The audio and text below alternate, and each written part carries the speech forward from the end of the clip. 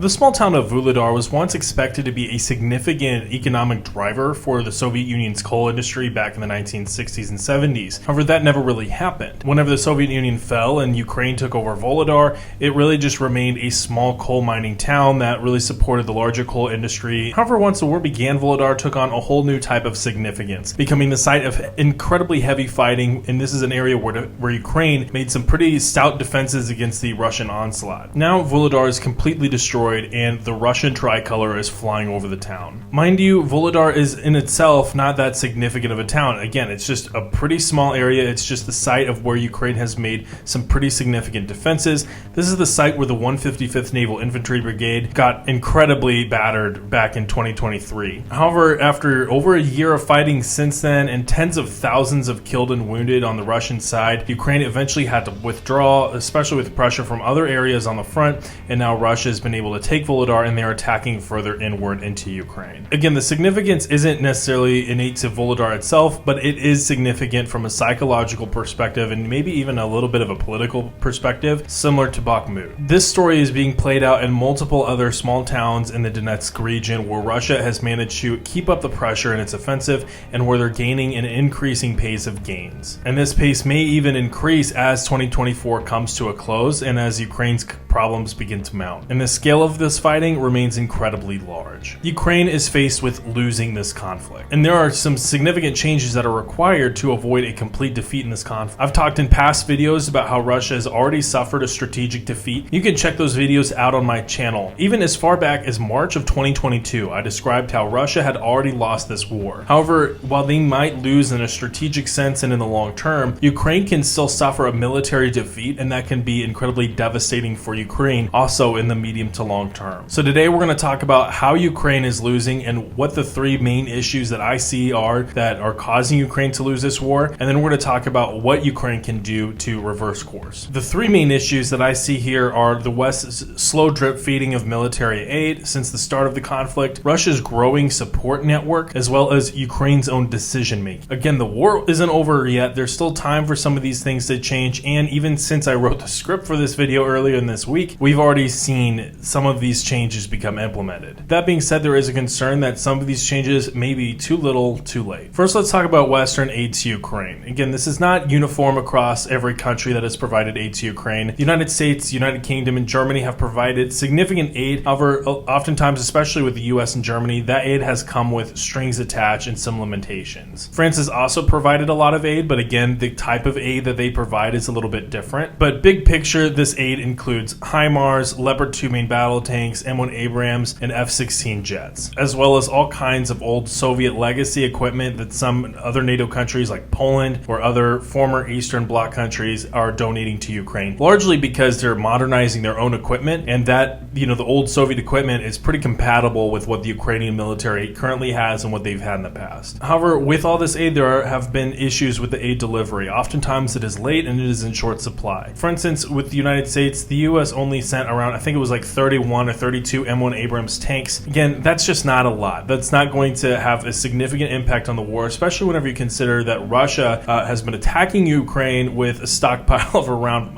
3,000 tanks. Artillery ammunition has been a perfect example of this challenge, where Ukraine has been consuming a significant amount of artillery ammunition. They're not necessarily able to domestically produce a lot of artillery ammunition, at least at the start of the war, and Western countries like the United States and within Europe have been really struggling to produce artillery ammunition themselves, and so they're trying to decide whether or not to deliver their own stockpiles that they might need in their own war to deliver to Ukraine and then just regenerate those stockpiles with increased production later. A lot of this aid has come with restrictions. For example, with HIMARS using ATACMS, Ukraine is not allowed to fire ATACMS or some other long-range firing platforms from the United States deep into Russia. In fact, Ukraine was prohibited from targeting even Russian military targets inside of Russia until sometime earlier this year, whenever Russia launched its Kharkiv offensive. And even then, that restriction was just to the Belgorod and Kursk regions. It wasn't to the whole Russian border area around Ukraine. The current scale of this conflict, the current pace of the fighting, does not match the current scale of the aid coming from the West and the amount of restrictions that the US and Germany have placed on their aid. Some of those restrictions have begun to be lifted. However, some of those restrictions remain even to this day. Now, I want to note that there are still some considerations, especially with US aid to Ukraine, that need to be considered considered here. And this is specifically for the United States. For Germany, France, and the UK, these countries exist in Europe. The primary security threats will be from Europe. And so I don't necessarily understand why they're not perceiving that this is not their, number one security challenge that they really need to be kind of throwing the kitchen sink at to resolve. The United States, however, is a different cookie. It needs to balance security threats from all across the globe, and it has alliances with countries all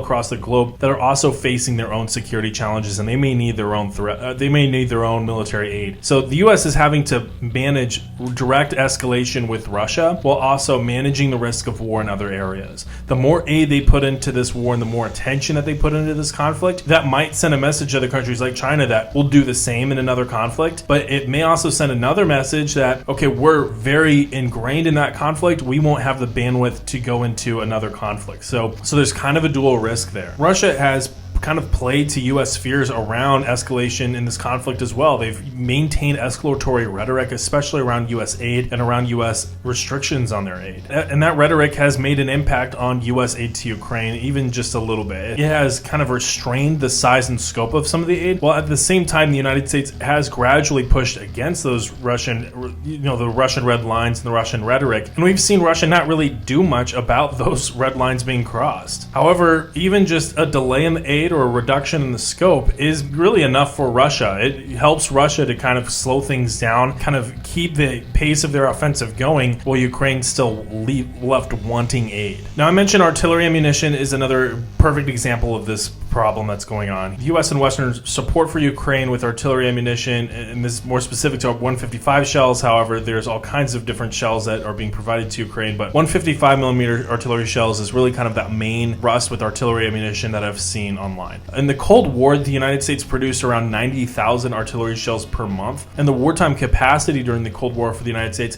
could scale up to over 400,000 artillery shells per month when needed. For example, in World War II, the U.S. produced over 1 billion artillery shells. That's a lot of artillery shells. Currently, and before the war even started, the U.S. produced under 15,000 artillery shells per month. The U.S. has been scrambling to open new plants across the United States. Europe has been scrambling to do the same, and the goal for the United States is to return to that 90,000 artillery shells per month capacity. However, to kind of put into perspective just how insufficient this is, Russia reportedly fires around 10,000 artillery shells per day. And even should the United States meet its objective for producing 90,000 artillery shells a month, it's still going to basically get outfired by Russia just within 9 days. Like I said, the U.S. is not alone in addressing these needs. Europe is also very much involved in this conflict. Europe has reinvigorated its own arms manufacturing. However, it has also kind of been very sluggish in this process. In the meantime, some European countries have started, like for instance, the Czech Initiative. They've begun delivering over 1 million artillery shells to Ukraine, and that has really helped so far. But that's really just a one-time injection, or you can consider it a one-time injection until the overall manufacturing capacity has been improved. And consider that this support does not come without direct risks to their own security. Of course, the concern is that if Ukraine were to fall in this war, that this war might spread beyond Ukraine and Russia might have its eyes set on, say, parts of Poland or other parts of Europe. And so those countries might need those artillery stockpiles for themselves to defend themselves in the future. So they're having to basically mortgage potentially their future security in exchange for supporting Ukraine today. The idea, of course, is that if Ukraine wins, or at least stops Russia in Ukraine, then those future wars won't happen. But again, it's a risk. Another significant issue is complacency. For example, a lot of European countries have really not had to worry about security in this manner for decades, since the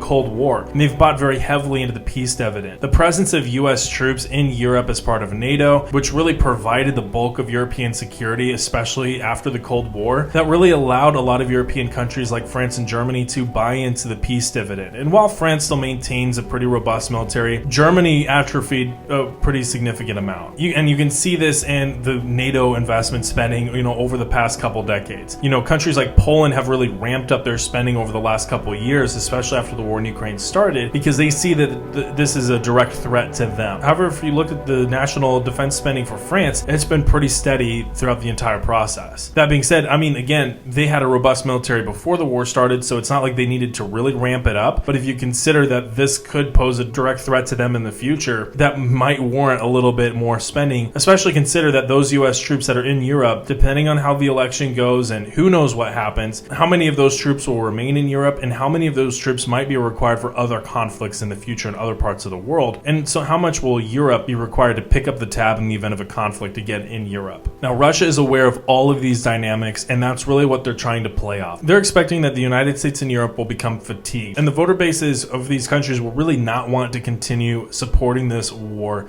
into the future. Over time, Vladimir Putin expects that if Russia continues its offensive, the US will grow distracted with other crises in other parts of the world, with its own domestic issues, and Europe will just grow tired in general. And so that's really what the Russian theory of war is right now, and we've seen to a degree some of that theory play out in reality. Now, another massive issue here in this conflict for Ukraine has been Russia's own growing support network. Russia has had a lot of problems themselves in this conflict that they've had to turn to unlikely allies. And I say unlikely because they've not necessarily had direct relationships with some of these countries in a long time, at least not in the type of, robust manner that we're seeing today. And namely, that would be Iran and North Korea. Well, we've just talked about how support for Ukraine has been slow, sluggish, and oftentimes lacking in size. And with some guardrails involved, Russia has been receiving support from Iran and North Korea in terms of ballistic missiles, artillery shells, and now even ground troops that don't have restrictions on them. Both Russia and Ukraine face some pretty significant manpower challenges right now, and Russia has been trying to avoid another mobilization because, of course, Vladimir Putin has a concern that might be particularly politically sensitive and that might have a direct threat to his regime should it not go too well. And so to meet that concern and still get some additional personnel in the fight, he's turned to North Korea to get some additional ground troops. We're still waiting to see if those ground troops will be used in a combat role, but even if they're used, for logistics or in sustainment roles in the back end, that frees up additional Russian soldiers to go fight in the front line. But Ukraine, however, doesn't have the luxury of turning to a foreign power to get additional bodies. They've just announced another round of mobilization over the next 3 months that will draft about 150,000 additional soldiers. However, at the same time, you can set that goal and you can have a whole problem just trying to get that number actually recruited in reality. Because again, people are watching this conflict, they're seeing how deadly it is, they're seeing their friends and their family members come back or not come back at all, and they may not want to, partake in that kind of a fight. And so Ukraine's going to have its own problems trying to mobilize people into the military just as Russia has. The main difference is that Ukraine can't just turn to like the United States or France and say, hey, we need bodies, and then those countries say, okay, well, here's, a division of soldiers for you to use. Russia can and is doing that right. This also plays out with the transition to a war economy. Russia began transitioning into a war economy fairly quickly in 2022 after the war really kind of looked like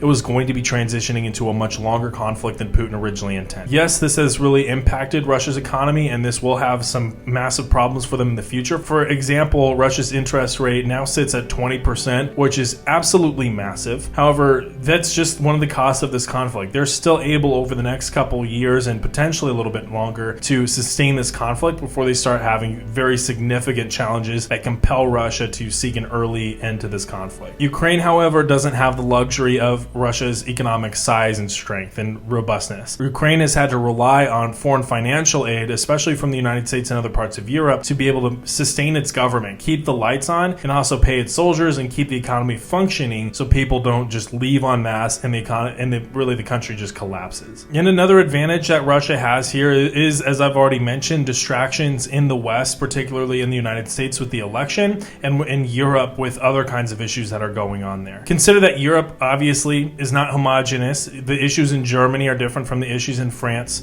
Political environment in Poland will be different from the Czech Republic. But at the same time, in broad terms, Europe needs to be focusing on Russia as their primary security threat. And what we see is that sometimes that happens. Sometimes they do name this conflict as their key concern. However, we also see that their money isn't necessarily following where their mouth is going. Now, with all of that being said about Russia and about the countries supporting Ukraine has made some mistakes themselves in this conflict, and these mistakes are really starting to bear fruit already in this war. While the aid to Ukraine may not have been in the size, scope, and quantity that they would have wanted, their decision-making around how to use some of this aid has definitely been a little problematic, and we know that in hindsight. For example, and this is kind of the obvious one, the 2023 Ukrainian counteroffensive was a bit of a problem in retrospect. Ukraine launched this counteroffensive after months of training training several new, over a dozen new brigades in Western training centers using some Western equipment like the Leopard 2 main battle tank and the Bradley infantry fighting vehicle. There were lots of public statements made by Ukrainian generals and politicians saying that this offensive was coming. They even alerted to where the offensive was going in Zaporizhia and Donetsk, which was dumbfounding. So then, of course, whenever it happened in June, Russia knew exactly where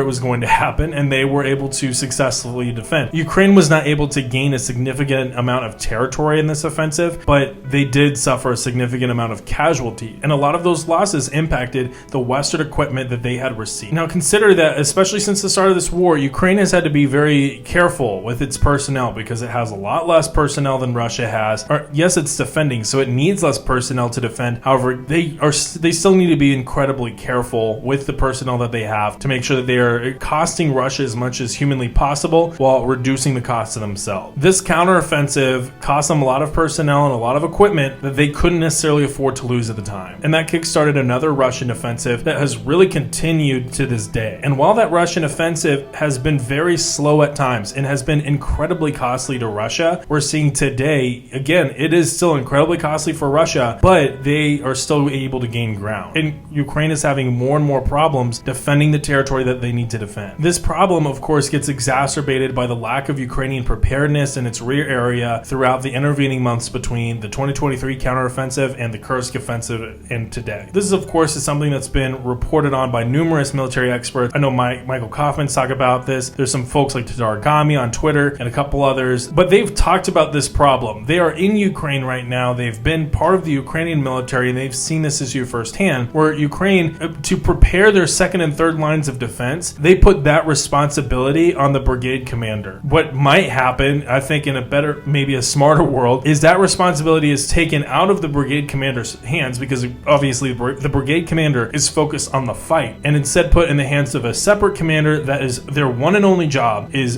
develop the second and third lines of defense for this theater. Instead, the brigade commander is having to focus on not only the fight, but building defense in depth. They're not given adequate resources and funding and equipment to do that. And so what you see in some areas is that they really only have one line of defense, and there's not much behind that. And Russia is starting to breach that line of defense right now in Donetsk, and they have nothing but open land right in front of them. And that's going to be a significant problem for Ukraine, especially considering their manpower shortage, because with fortifications, you can afford to kind of skimp out a little bit on personnel. It may not necessarily be a great idea, but the fortifications really allow you the luxury of, okay, you need less personnel to cover a wider amount of area and successfully repel larger attacks. With less fortifications in their rear area, should, of course, the Ukrainians get ejected from those fortifications, as they already have in some areas, they're going to have to rely on even more personnel to defend the same amount of area, and that's just going to be incredibly challenging moving forward. And it's not like there aren't strategic points that exist behind in their rear area. I mean, the city of Pokrovsk, which has been a major logistics hub for Ukraine in this fight, in this particular area, is under direct threat of Russian fire and the capture by Russian forces. So Ukraine's going to have to be incredibly careful here to not lose a key city and really flip that strategic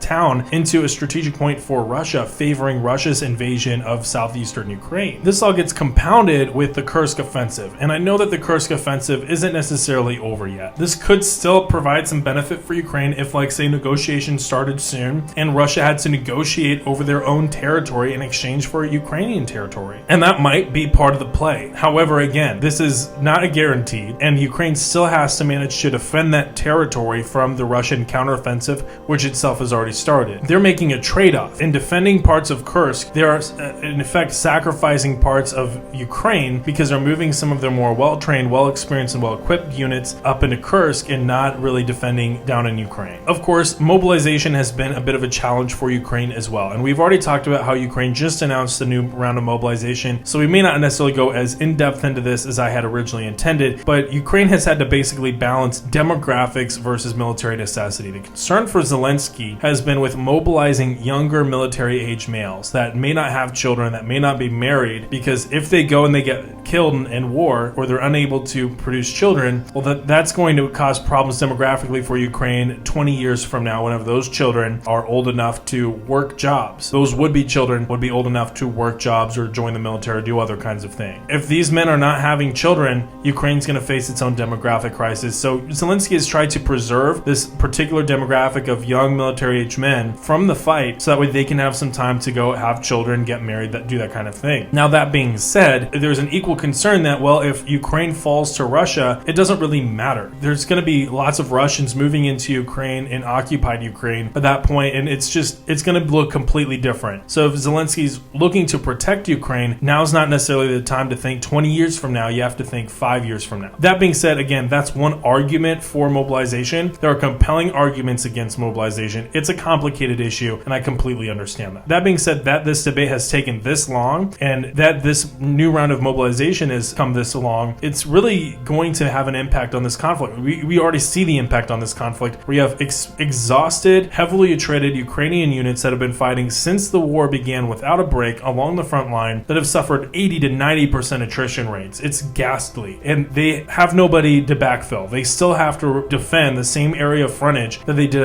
at the beginning of the war. There's a concern that this mobilization might be a little bit too little, too late. Now, with all of these concerns laid out, there's still some hope for the future. I mean, this war is still going on, so there's still a chance that Ukraine can kind of, and not just Ukraine, the West as well, can make some decisions to kind of change the course of this conflict. Of course, the new round of mobilization signifies a positive change for Ukraine, assuming that they're able to get the bodies into uniform that they need. Changes in Western aid are also needed. The pace of aid, the type of aid, the quantity of aid is also going to need to be a little bit greater to outfit these units with good equipment, with good Western equipment to actually fight this conflict. This has been a specific concern by some Ukrainian folks, that are serving in Ukraine, who basically describe that Ukraine has personnel. That's not necessarily an issue as much as it's being made out to be. They just need equipping. And Ukraine is having a hard time equipping these units, so it doesn't necessarily matter that they have the people. What matters is that they can't actually send them to the front because they lack the equipment. That's something that the West can actually support without having to commit their own ground troops. And pressure also needs to be increased on Russia, especially with North Korea getting involved, and we see South Korea might lift their restrictions on military aid to Ukraine. We'll see what happens there. There's definitely a lot of moving parts, but 2025 is no less going to be an incredibly important year for this conflict, assuming the conflict does not end in 2025. What happens in 2025 will directly impact the shape and the tenor of those negotiations to end the war. So Ukraine's going to have to be incredibly careful. They're